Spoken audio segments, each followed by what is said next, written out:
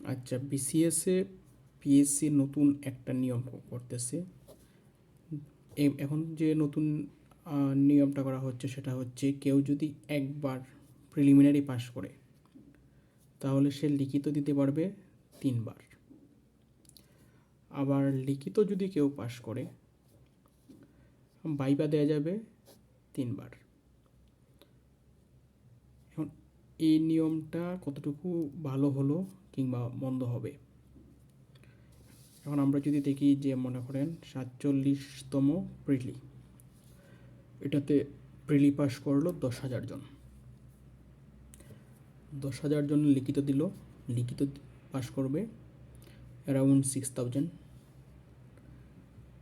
6,000 জন যেহেতু পোস্ট 3,000-এর মতো থাকবে, 3,000 জন ভাইভাতে পাস করে পোস্টেড হয়ে গেল। তো আরও এখান থেকে 3,000 রয়ে গেল যারা ভাইভা দিবে পরবর্তীতে। 48তম প্রিলিতে পাস করলো 10,000 জন, রাউন্ড ফিগার। তো লিখিত দিবে এই 10,000 আর আগের এখানে 4,000 ছিল, টোটাল 14,000।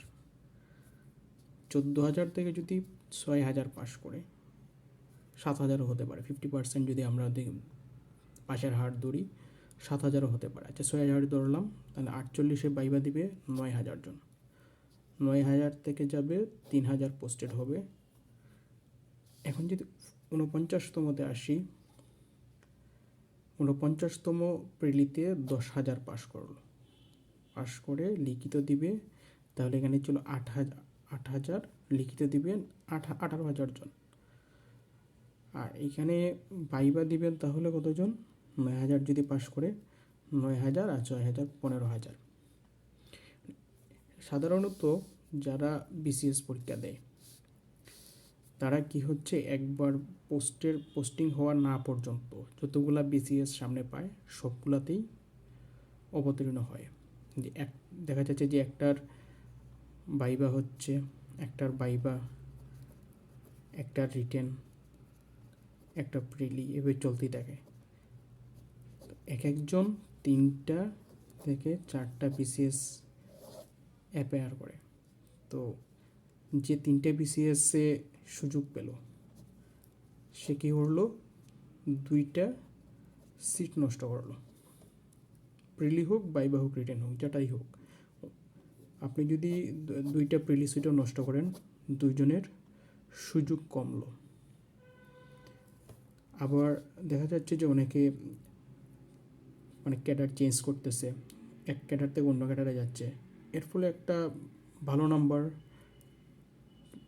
হচ্ছে সিট নষ্ট হচ্ছে। অনেকেই স্বপ্ন দেখে, তো আপনার যেটা পছন্দ নয় সেটা হয়তো আরেকজন সেটাতেই যেতে ইচ্ছুক। সো সেটা যদি চিন্তা করি, এই সিট নষ্ট হওয়াটা কমবে, নতুন নতুন প্রার্থী আর বেশি করে সুযোগ পাবে। তো এই দিক চিন্তা করলে যদি আমরা দেখি, একটা জিনিস হবে, এই সিট নষ্ট হওয়া কমবে, নতুন প্রার্থী সুযোগ পাবে। আর 3 নাম্বার হচ্ছে ছাত্রদের কষ্টটা কমবে। কারণ যে একবার প্রিলিতে টিকবে সে তার আগামী 3 বছরের গোলটা সেট করতে পারবে। সুতরাং এটা একটা সুন্দর সিস্টেম হবে। আশা করি পিএসসি 47 থেকে না হলেও 48 থেকে এটা শুরু করবে।